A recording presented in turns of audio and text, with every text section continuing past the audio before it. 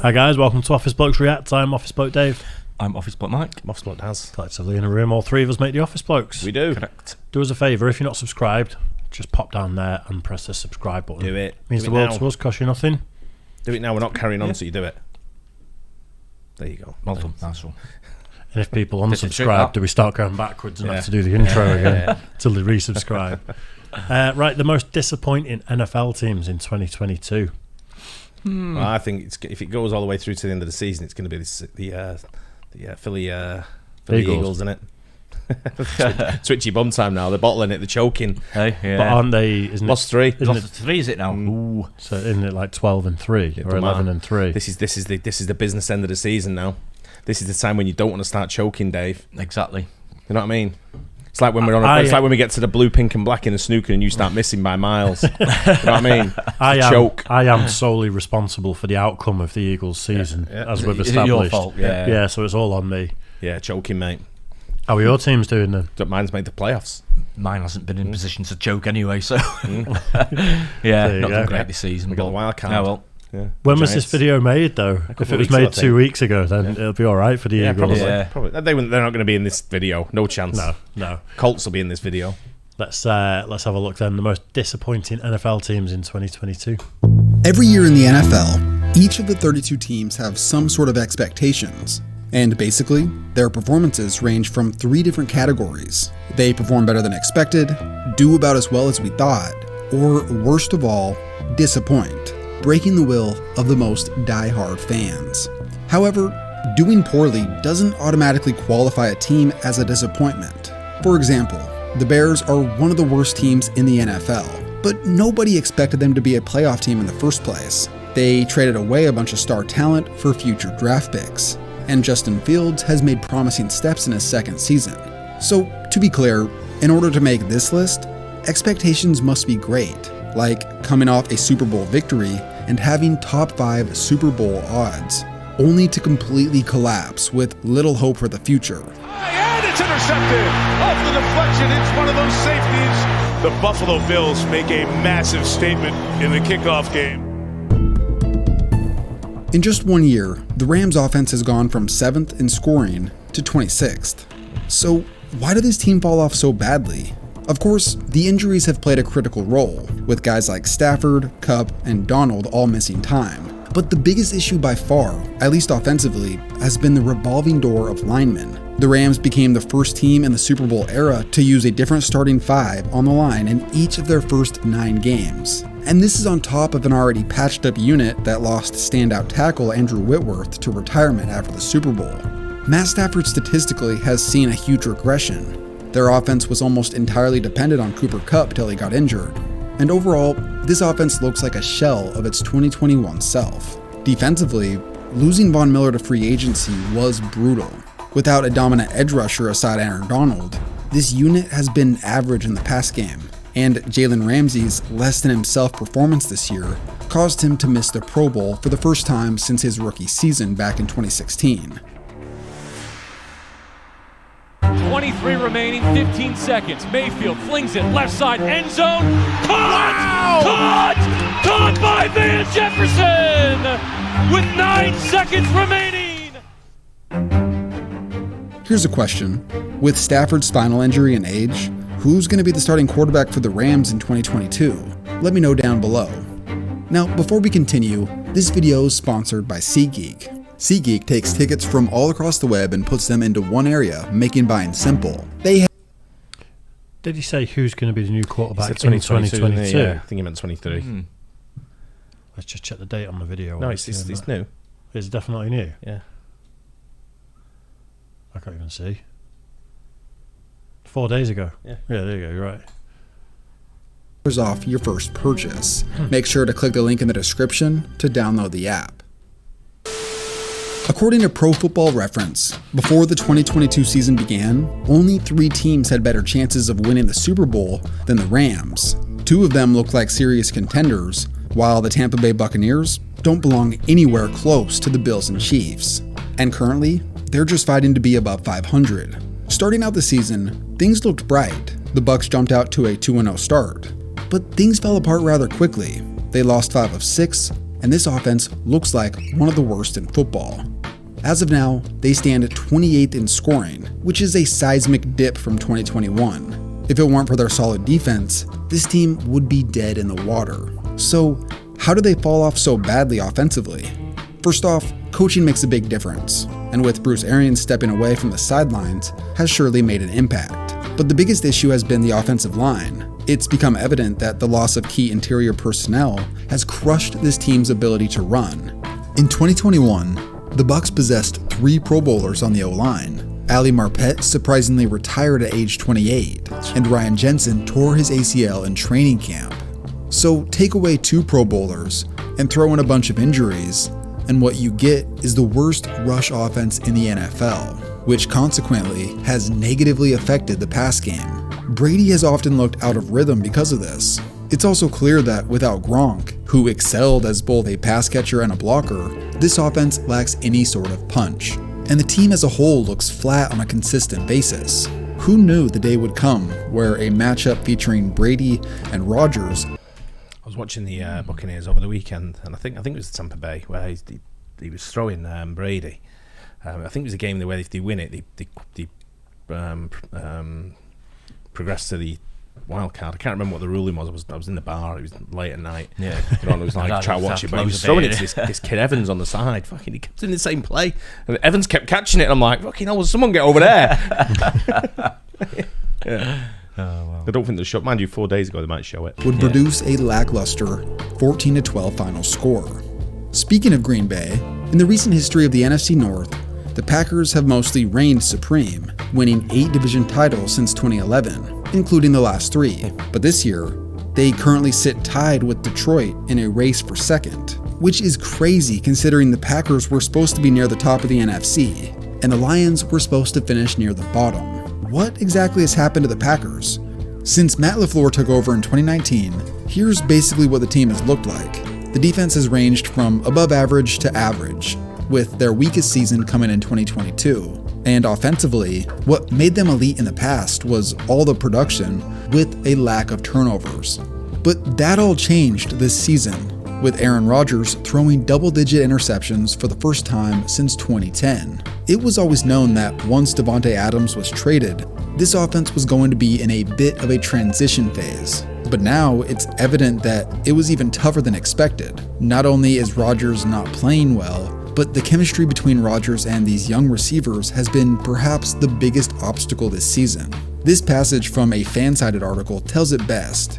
Quote, "The Packers have been one of the most penalized teams in the NFL. Dropped passes along with receivers running the wrong routes and stems have been issues as well. On top of that, there have been missed blocks, and Rodgers has been uncharacteristically inaccurate. And with Rodgers' massive contract that he signed, I can't help but wonder how the Packers are going to climb out of this." Something similar can be said about what's going on in Arizona. Murray's throwing deep. Robbie Anderson way short and intercepted. Harrison Smith. Even though the offseason was overshadowed by Kyler Murray's contract situation and all the baggage that came with that, the Cardinals ultimately were able to reach an agreement with him. Entering 2022, Arizona was considered a borderline playoff team, and even though DeAndre Hopkins was suspended for 6 games, the front office brought in a few pieces to help their quarterback out, including former Ravens receiver Hollywood Brown, second-round tight end Zach McBride, and even a mid-season trade for Robbie Anderson. But overall, this unit possessed very little spark, and Kyler Murray is a major focal point in this. Before his devastating injury, Murray was putting up the least productive numbers of his career, and this offense went from scoring 26 a game in 2021 to only 20 this season. Murray's regression poses concerning questions for the future. Is he just an average NFL quarterback when healthy? Some say the blame can be instead placed on the play calling from the coach, Cliff Kingsbury. His teams have consistently been one of the sloppiest in terms of penalties. It hasn't been fixed in years, and his play calling is consistently under scrutiny. They've struggled to do simple things, like getting the right play call in time. But just as much as this offense has struggled, the defense really fell apart. Got it! They've got the lead! It's the tight end, Jared Everett! It's clear that the loss of Chandler Jones in free agency has hurt this unit. They've allowed the third most points of any NFL team, giving up 5 more points a game on average compared to last year. So with JJ Watt's retirement, the potential firing of their coach, and questions about Kyler's ability, the future looks grim. But I guess it could be worse. I wonder what the total wage bill is, because that was a 3-year contract for $51 million for a team that, from what he says, aren't particularly performing at the moment. Yeah. I know that contract's going to be signed before Yeah. they kind of stop performing. Well, there's a salary cap for these teams, isn't there? Is it? In the NFL? Pretty sure there is, yeah. Yeah. I I don't know if you're penalised for going over it like you are Yeah, in a few hundred million a basketball year, or I'd whatever. guess, at some stage. Yeah, but this is I'm not sure. I mean, what this is a sport where everyone makes mega money Oh, yeah. because yeah. it's that well put together. The NFL's, I think, it's the biggest earning sport in the world, isn't it? Yeah. I guess so. Yeah. Yeah, we did a thing on it, Yeah, didn't we? we And did, I think it was yeah. like It was way more NFL, Premier- was MLB. I think it was the Premier League second, and I think it was like triple the Premier League or double the Premier League. It was a way lot more, ahead. wasn't it? Yeah. Yeah, it's huge. It's just mad with so many injuries happening that can just come out of the blue. That your whole, you could be on the up, and then a couple of key people get injured, and then it's just essentially over for you. It could be to like a degree. in a lot of team sports, can't it? So, If you yeah, got to it's keep people major. in teams, Yeah. because you don't. Not every single player is a superstar in any team No, sport, no. really. But you always, you might get 2 or 3, and a couple of those get injured, and Yeah, it's absolutely certain huge, really. positions you rely on. If you've got the best Crucial, receiver yeah. and the best lineman and the best quarterback, then all of a sudden you're in with a chance with that. But if you've got a shit defense as well, as much as you're putting on the board, you get taken off the board as well. Exactly, Yeah. yeah. Crucial positions, aren't they? So, yeah. Second and 10, quick pass outside, and that is complete. That is Moreau, and Moreau fighting for yardage. The ball is loose again. Picked up by the Cardinals. This is Byron Murphy to the end zone. I'm sure most teams have gone through gut-wrenching losses this season, but it's tough to say that anyone's had it worse on a consistent basis like the Raiders. Coming into the season, the Raiders had high hopes with first-year coach Josh McDaniels, and after the blockbuster trade that acquired All-Pro Devontae Adams, they were projected as a playoff team. But in 2022, this club routinely lost in heartbreaking fashion. Let me give you a quick recap. Week 1, couldn't convert on the final drive. Week 2, Renfro fumbled in overtime, and it was returned for a touchdown. Week 3, they failed a 2-point conversion to tie with a minute left. Week 5, another failed 2-point to tie, and a 4th down pass with 43 seconds fell incomplete. Week 9, they blew a 13-point lead to the Jags and couldn't convert on another 4th down. Week 10, Morrow drops the game-winning touchdown with less than a minute to go. You look at them there. I mean, I'm sure there's going to be a couple more, but 1, 2, 3, 4, 5, 6 games there where it could go either way. Yeah. Could easily go the other way. Yeah. It's sometimes that luck just deserts you, doesn't it? And you think, well, just with a bit of luck, they could have been there with an amazing record. Yeah. That's That's, where you think, that's have they margins, isn't it? Yeah. Shows the margins of the Yeah. game. Absolutely. Momentum's a huge thing, isn't it? And when you have a few of those losses Yeah. that could have gone the other Yeah. way, it can affect the whole Psychologically, season, can can't affect it? you. Yeah, of course it And can. I think they need to practice that 2-point conversion a little bit more. Sounds Yeah, like looks it. like it. Week 14, up 16-3 with less than 4 minutes, they blew a lead to a team whose quarterback signed 2 days prior. And finally, before the release of this video, Week 15, they were beat by rookie Kenny Pickett, who threw the game-winning touchdown with 46 seconds to play. Wow. You can look at stats with this team and discuss their below-average defense, or their offensive inconsistencies, or their injuries to guys like Waller and Renfro, but ultimately, failing to win close games really destroyed this team. With the recent news of Derek Carr's benching and removal from the team to avoid being a distraction, the future at quarterback for them is up in the air. If Derek Carr's gone, who's next? And where's Derek Carr gonna go? There's a few teams looking for somebody to save them, and unfortunately, one of those teams just traded for a veteran. Ryan steps through and finds a pick. Intercepted by James Pierre. For the last 2 years, it appeared as if the Indianapolis Colts were a good quarterback away from being a contender. After possessing a top 10 offense and defense in 2021, they moved on from Carson Wentz and entered the quarterback trade market. They ended up acquiring former MVP Matt Ryan in exchange for a 3rd-round pick. Even though Matt Ryan hasn't made a Pro Bowl since the 2016 season, the Colts felt like he still had some juice left. With the top running back in 2021 statistically lining up next to him in Jonathan Taylor, and a stout offensive line with the likes of Quentin Nelson, the Colts were projected to win around 9 to 10 games. But problems appeared right away. They ended up tying with the Texans in Week 1, who many felt were the worst team in the league. And then the following week, they dropped a goose egg versus Jacksonville. It didn't get much better from there. In 2022, Matt Ryan has put up some of the worst stats of his career, eventually finding his way to the bench. Popular number 1 overall fantasy pick Jonathan Taylor is nowhere near his 2021 numbers, and as a whole, this offense ranks 31st in scoring and dead last in turnovers.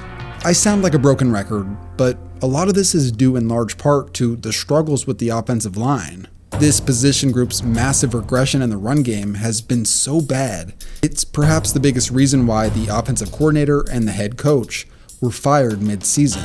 Crazy enough, Frank Reich's replacement at head coach was one of the most shocking hires we've ever seen. Jeff Saturday, a former player with no coaching experience beyond high school, was given the job. A few weeks later, the Colts would blow a 33-point lead to the Vikings. This is the largest in NFL history. A true low point in an absolutely forgettable season. To add salt to the wound, this once top 10 defense has fallen off the rails, partially due to the fact that their best defensive player, Shaq Leonard, formerly known as Darius Leonard, only played in 3 games before being injured. But hey, at least they only gave up a 3rd rounder for Matt Ryan. The Broncos, on the other hand, are in football hell. Broncos country, let's ride. Broncos country, let's ride. Broncos country, let's ride. Broncos country, let's ride. In one of the biggest blockbuster trades in recent memory, Russell Wilson and a 4th-round pick were traded from Seattle to Denver in exchange for multiple players, 2 first-round picks, 2 second-round picks, and a 5th-round pick. This was a massive price to pay. And on top of that, Russell Wilson signed a 5-year, $245 million extension, which included $165 million of that guaranteed. But the price appeared to be worth it at the time. The Broncos' Super Bowl window was now open, and they were projected to win around 10 to 11 games in 2022. After producing the 3rd best defense in the NFL in 2021, Russ and company just had to be at least average. Wilson throws off balance, picked off at the 4-yard line. Rodney Thomas is going to come a really nice play tonight. It's hard to say that any fan base has been more disappointed in 2022 than the Denver Broncos.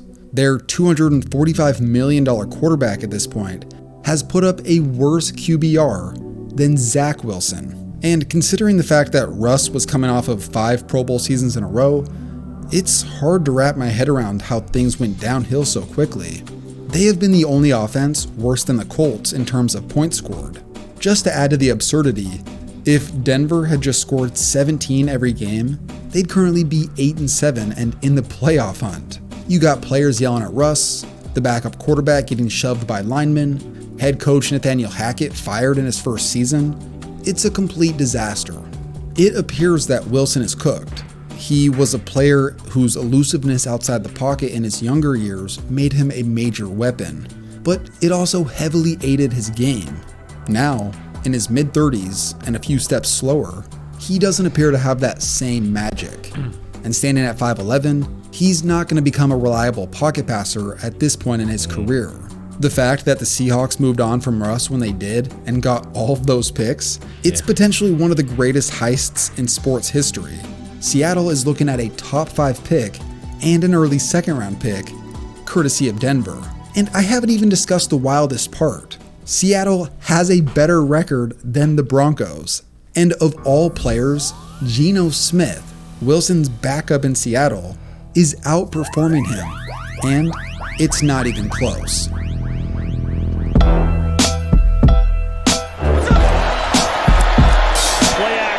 Smith sets up at midfield. He wants the end zone.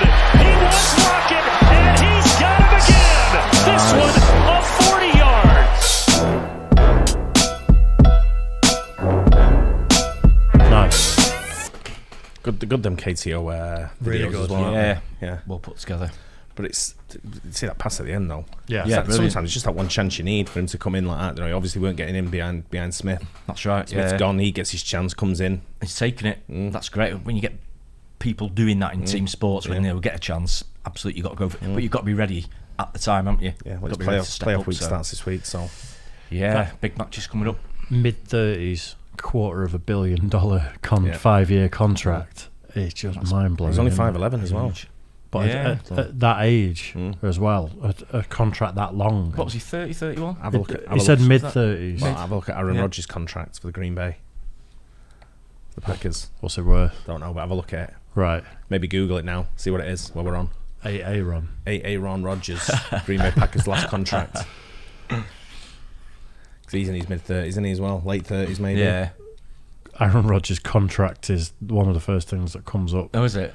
Well, my team wasn't on there anyway, so you know. So we've got 2018. As I thought. He just signed the new contract extension, hasn't he? Oh, he's just signed one. Did he sign it last season? 150 million contract with the Packers, March 14th, 2022. For how long?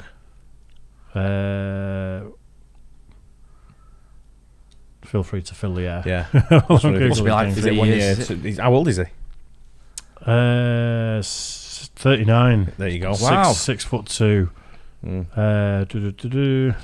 you're only going to get 1 or 2 more years out of him, really. It's not like contract for Tom Brady's. 39, Tom Brady's over that, isn't he? 2022 cash isn't he? payout 41.9 million. Yeah. 15.6% of spending.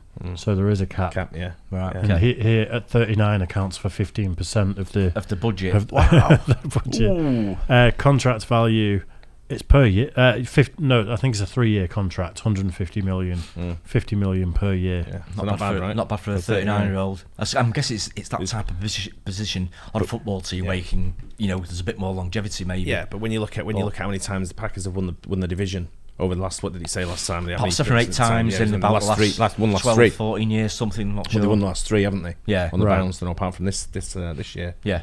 But it seems a little complicated looking at the contract terms and the salary caps and things because there's a guaranteed amount. There's I guess it's I suppose it's performance-based, bonuses, performance-based and points scored. But you look at people like Tom Brady, his contracts will probably be in the multi-millions. Yeah, I'm sure for whatever it is. Sponsorship deals and stuff. He'd be on a real whack. At that age, as a pro sports person, and those contracts is just insane. Tom Brady's older than that, though, isn't he? He's in his 40s. 41, 42 is he? He's older than that. Yeah. I think the battery's going to run out any second. But anyway, we'll have a quick Tom Brady. I think he's not great. But these athletes these days do go on longer, even in our football, soccer, don't they? Yeah. Because sports nutritionists, sports science tells you what to do. Yeah, they're just a lot fitter these days. They look after themselves a lot better than they do like 20 years ago. About 45, 46. Is he really that old? I mean, it's complicated though. In 2022, he'll earn a base salary of